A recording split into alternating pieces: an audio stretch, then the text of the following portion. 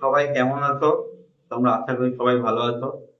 অনেকদিন পর আমরা আমাদের এই ক্ষুদ্র প্রতিষ্ঠান আবার শুরু হচ্ছে। তো ক্লাস 11-এর আমরা দু একটা ক্লাস নিয়েছিলাম 5-6 বছর আগে। তোমরা দেখতে পারো সেগুলো। এবং আমরা নতুন ভাবে শুরু করতে চলেছি ক্লাস 11-এর ধারাবাহিকতার সাথে একদম কন্টিনিউ ক্লাস দেওয়া হবে আমাদের। সেটা হলো ফিজিক্সের উপর। তারপরে পাঠে পাঠে ক্লাস 9-10-এরও ফিজিক্সের উপরে দেওয়া হবে। তো তোমরা ক্লাসটা ভালো করে দেখবে, তারপরে বলবে যে কেমন লেগেছে, এবং তোমরা কমেন্ট করে অবশ্যই জানাবে কেমন কি হচ্ছে, এবং তোমরা জানাবে কোন কোন চ্যাপ্টার গুলো আগে পড়াতে হবে। আমরা একদম ক্লাস 11-এর ফিজিক্সের একদম গোড়া থেকে শুরু করছি, ঠিক আছে? তো আজকের প্রথম ক্লাস ভেক্টর।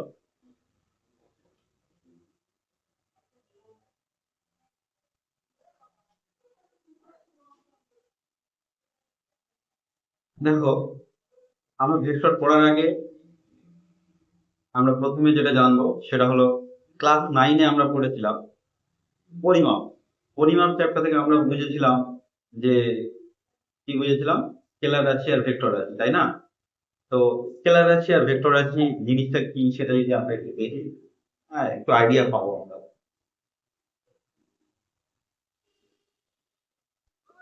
স্কেলার রাশি, ভেক্টর রাশি।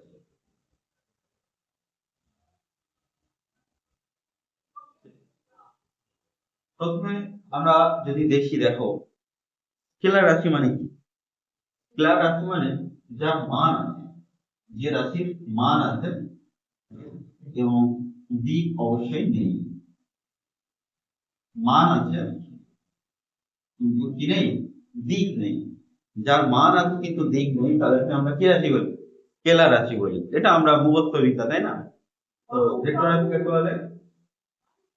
যার মানও আছে, দিকও আছে, সেটাকে কি বলবো আমরা? ভেক্টর রাশি। এটা আমরা মুখস্থ বিদ্যা, কিন্তু স্কেলার এবং ভেক্টর রাশির মূল যে পার্থক্য, সেখানে আমাদের আলোচনার দরকার আছে। সেটা হলো কি, আমরা লাস্ট দেখবে, একদম লাস্ট লাইনে আমরা পড়েছিলাম যে স্কেলার রাশির সাধারণ যোগ বা বিয়োগ সাধারণ বীজগণিতের নিয়ম অনুসারে হয়। 2 নম্বর পয়েন্টটা সব থেকে ইম্পর্টেন্ট পয়েন্ট। যোগ বা বিয়োগ, যোগ বা বিয়োগ সাধারণ সাধারণ বীজগাণিতিক নিয়ম অনুসারে হয়। বীজগাণিতিক বীজগাণিতিক নিয়ম অনুসারে হয়। নিয়ম অনুসারে হয়।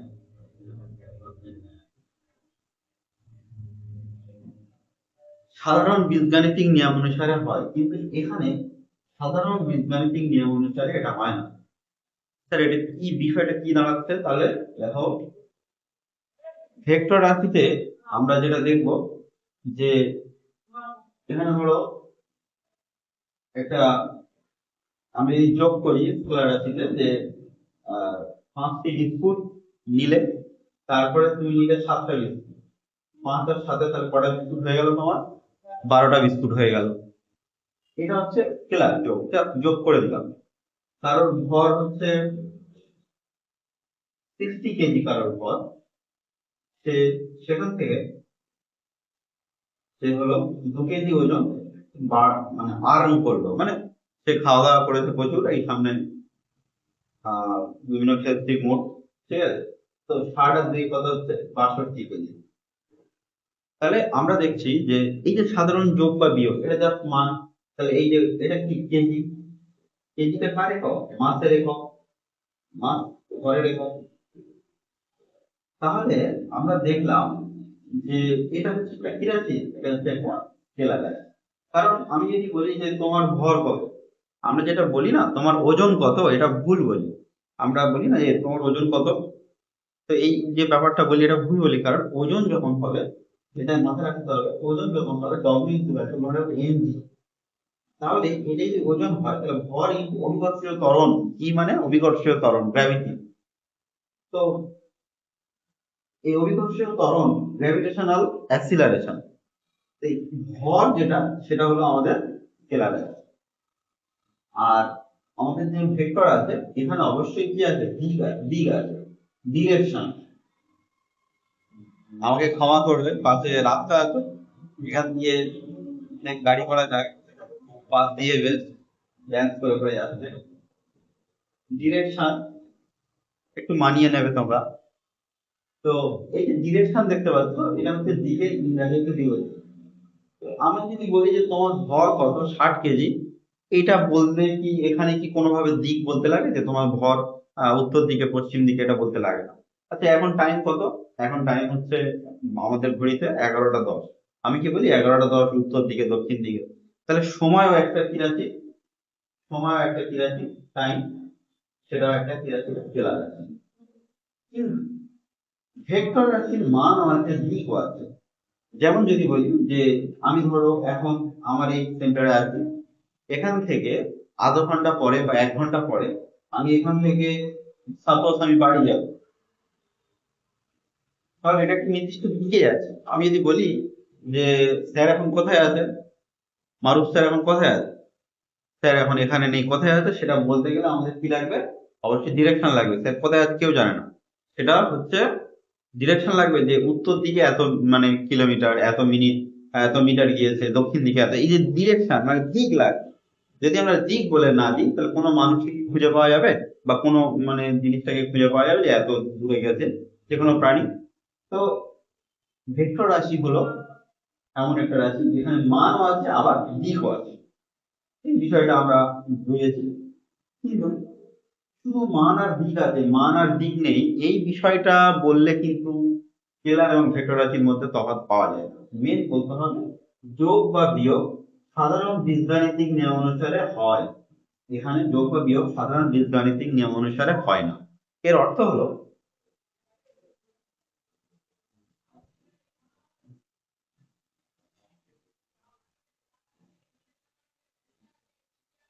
এর অর্থ হলো যে এটা তো যোগ বিয়োগ হলো স্কেলার রাশি, ভেক্টর রাশি।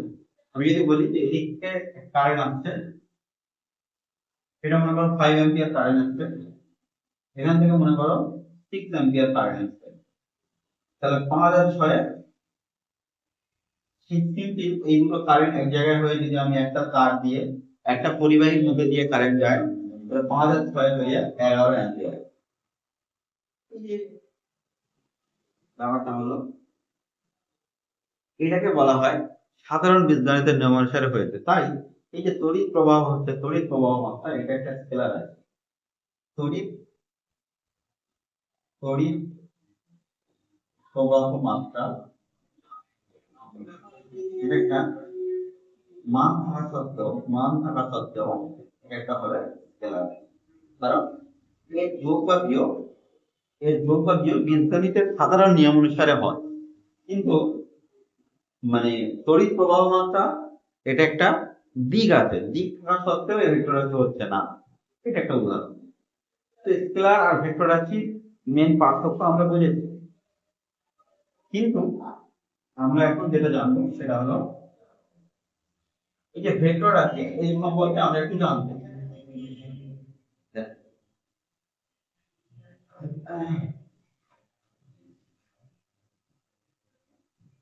এখানে প্রথমে কিছু ফ্যাক্ট সম্পর্কে আমাদের জানতে হবে। সাম ফ্যাক্ট, কিছু বিষয় আমাদের এখান থেকে কিছু সংজ্ঞা, কিছু উদাহরণ, এগুলো জানতে হবে। নাম্বার 1 হলো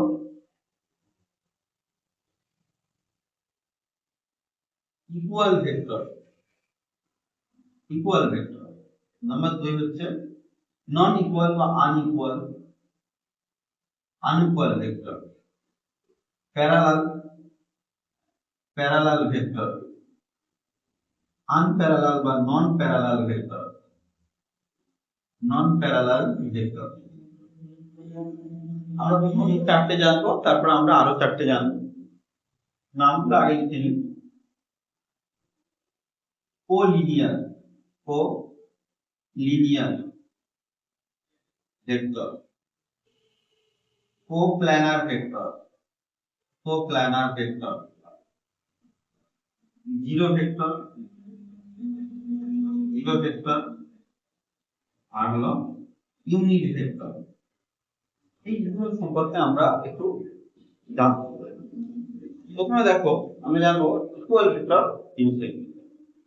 যদি একটা ভেক্টর আমি এরকম প্রকাশ করি, দেখো একটা ভেক্টরকে কিভাবে প্রকাশ করা হয় আগে একটু আমরা জানি যে একটা বিন্দু থেকে, এখানে একটা বিন্দু আছে এ বিন্দু, এখানে একটা বিন্দু আছে বি বিন্দু, এ থেকে বি বিন্দুতে একটা পিঁপড়ে গিয়েছে, একটা পিঁপড়ে এ থেকে বি বিন্দুতে গিয়েছে। তো এই যে এটাকে কি বলা হয়, যে সরণ, ডিসপ্লেসমেন্ট।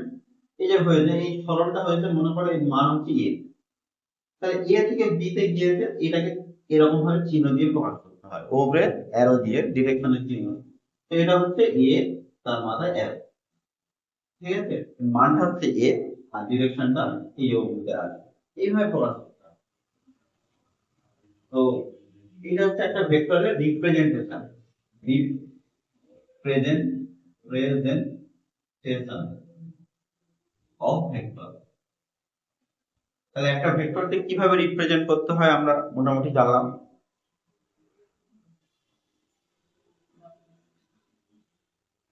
এবার আমরা জানবো ইকুয়াল ভেক্টর। ইকুয়াল ভেক্টরটা কেমন।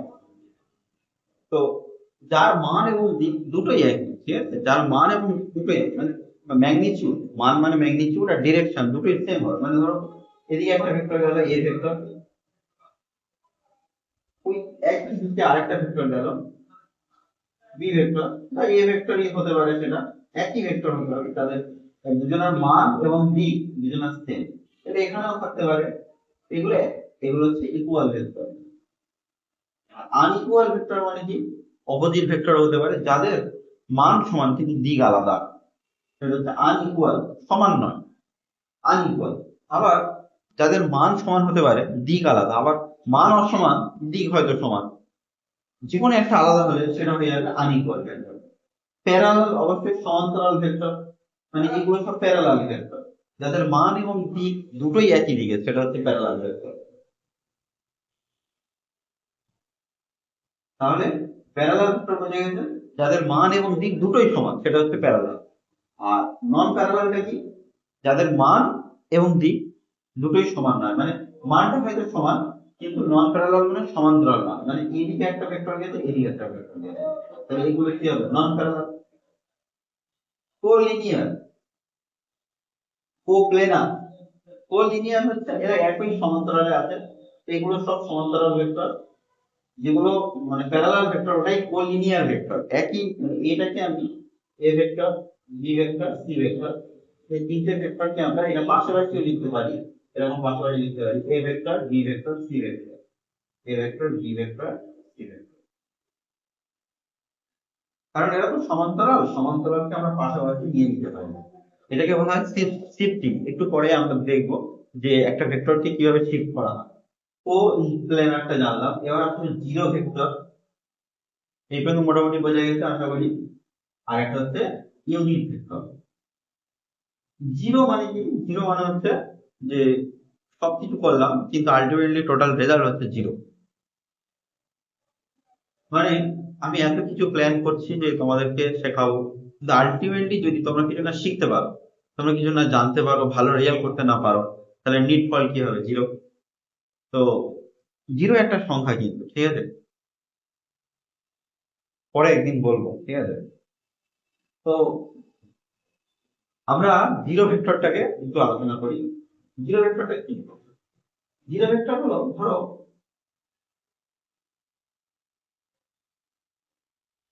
এখান থেকে একজন আছে, সে কি করলো, এই ঘুরে ঘুরে ঘুরে ঘুরে এসে এখানে চলে এসেছে, স্কুলে গেল, স্টেশনে গেল, বাজারে গেল, বিভিন্ন জায়গায় ঘুরে ঘাড়ে এসে আবার বাড়িতে চলে এসেছে।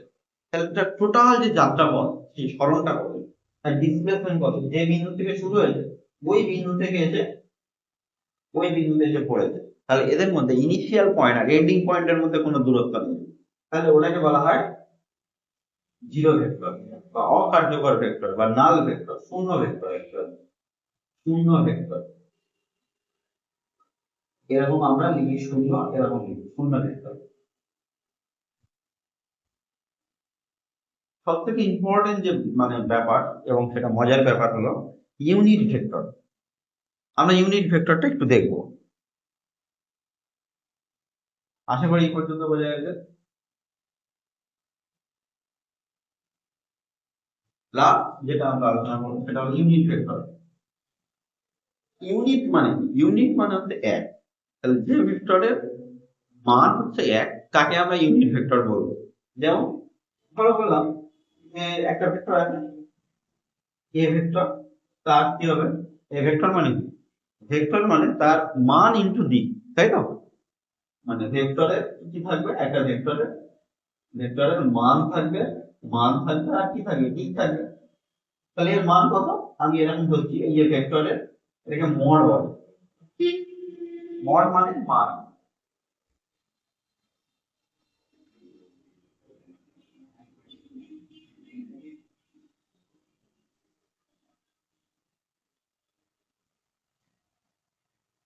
তাহলে একটা ভেক্টরের এই যে মড এটাকে মডিউলাস বলা হয়। একটা ভেক্টরের এই যে মড, এটাকে মড বা মডিউলাস বলা হয়। এটাকে বলা হয় মড, সংক্ষেপে মড। মডিউলাস সংক্ষেপে মড বলি আমরা। এটা দেখবে তোমরা বিভিন্ন জায়গায় পড়াশোনা করছো তো, তোমরা বিভিন্ন জায়গায় দেখতে পাবে এটা মড বলে, মড। তো মডিউলাস বা মড এটা হচ্ছে মান। তাহলে আমরা ভেক্টরটাকে কিভাবে রিপ্রেজেন্ট করছি? একটা ভেক্টর তার মড ইনটু তার একক ভেক্টর। একক তার একটা দিক, এ ভেক্টরের দিকে, মানে এই ভেক্টরের দিকটা হচ্ছে এ ভেক্টরের দিক। তো এই যে এ ভেক্টর, এর মান হচ্ছে এক। এই ভেক্টর এখান থেকে আমরা লিখতে পারি a cap is equal to a vector by a ভেক্টরের মড, এটা লিখতে পারি আমরা।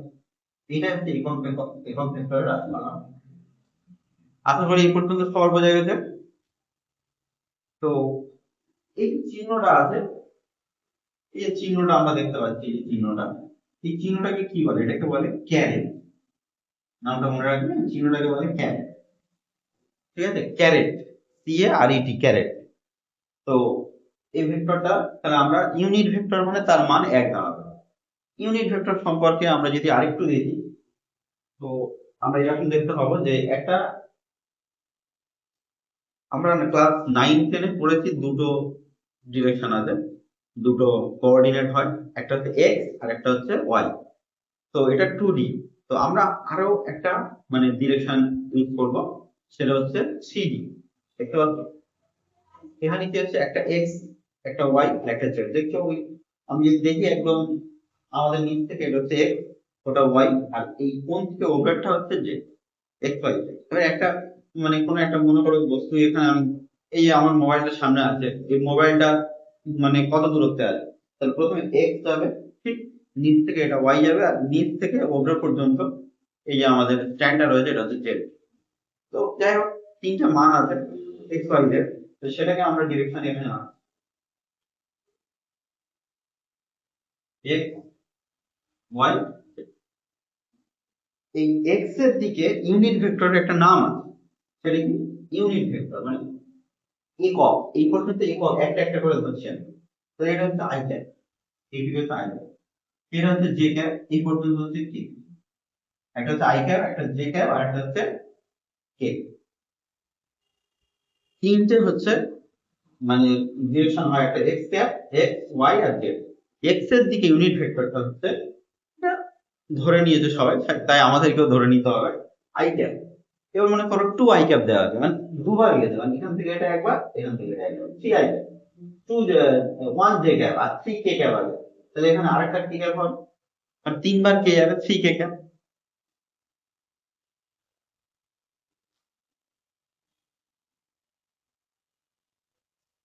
তো আমরা আরেকবার এটা যদি রিভিশন করে দিই, এই পর্যন্ত যা যা হয়েছে, প্রথমে আমরা বললাম যে স্কেলার রাশি আর ভেক্টর রাশির মূল পার্থক্য হলো স্কেলার রাশির যোগ বা বিয়োগ সাধারণ বীজগাণিতিক নিয়ম অনুসারে হয়, কিন্তু ভেক্টর রাশির যোগ বা বিয়োগ সাধারণ বীজগাণিতিক নিয়ম অনুসারে হয় না। আর আর কি জানলাম? সেটা হচ্ছে ভেক্টর সম্পর্কে যে 8টা পয়েন্ট আমরা জানি, এবারে 4টে ওপারে 4টে, তাহলে এটা একটা 8 হলো। তাহলে এই যে 8টা পয়েন্ট আমাদের মাথায় রাখতে হবে, একটা হচ্ছে ইকুয়াল ভেক্টর, আনইকুয়াল বা নন ইকুয়াল, প্যারালাল, নন প্যারালাল, কোলিনিয়ার, কোপ্ল্যানার, জিরো আর ইউনিট। 4টা পয়েন্ট আমাদের মাথায় রেখেছি। তাহলে একদম শেষ আজকের যে আমরা আলোচনা করব, আমরা শিখবো সেটা হলো কি? সেটা হলো যে এই যে আটটা পয়েন্ট হলো, এই আটটা পয়েন্ট ভালো করে আমরা পড়বো বই থেকে, এবং আমরা ইউনিট ভেক্টর, একক ভেক্টর বার করা শিখবো আজকে। একক ভেক্টর কিভাবে বার করা যায়।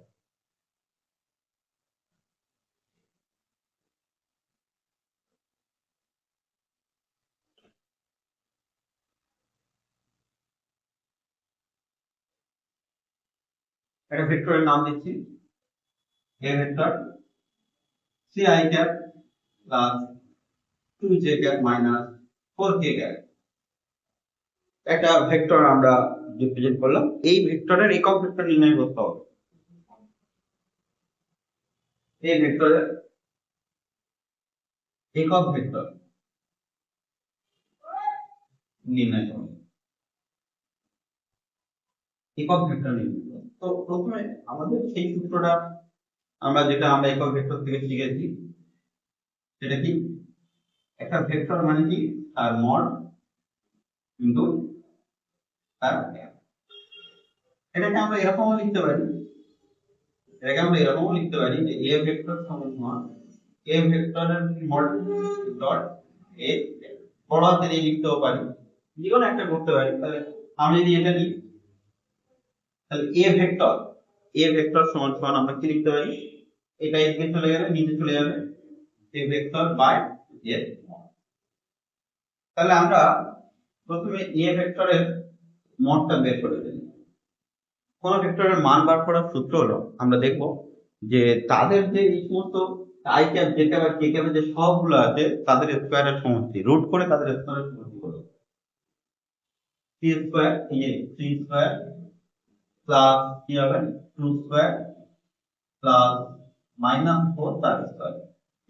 3 এর স্কয়ার কত হবে, 9 প্লাস 4 প্লাস 16, তাহলে কত হচ্ছে 16 আর 4 এ 20, 20 আর 9 30। তাহলে এই যে মানটা হলো 29। তাহলে এ ভেক্টরের মানটা প্রথমে বসিয়ে দিই আমরা, এ ভেক্টরের মান 3i cap plus 2j cap minus 4k cap. তিনটে ভেক্টরের মান আছে ওই বোঝা গেছে, মানে ভেক্টরের যেটা লিখলাম, বাই